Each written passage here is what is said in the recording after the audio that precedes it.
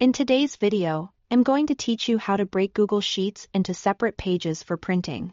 If you've ever tried to print a large spreadsheet and ended up with awkward page splits, cut off columns, or rows that continue in the wrong place, this setting can make a big difference. Google Sheets gives you a simple way to manually control where each printed page begins and ends, so your document looks much cleaner and easier to read. To get started, open your spreadsheet in Google Sheets. Make sure you are on the sheet you want to print and take a quick look at the data so you have a general idea of how you want it divided across pages.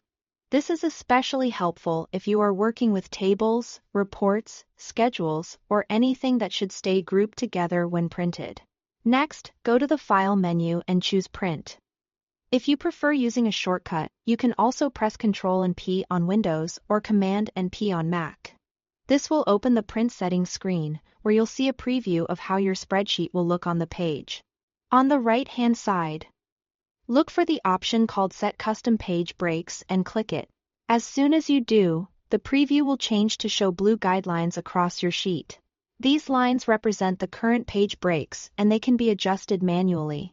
Now you can click and drag the blue lines to change where each printed page starts and ends. Horizontal blue lines control where rows are split, while vertical blue lines control where columns are split. This gives you precise control over how the spreadsheet is divided. Try to place the breaks in a way that keeps related information together, so each page is easier to understand when printed or saved as a PDF. As you move the lines, keep an eye on the preview to make sure everything is arranged the way you want.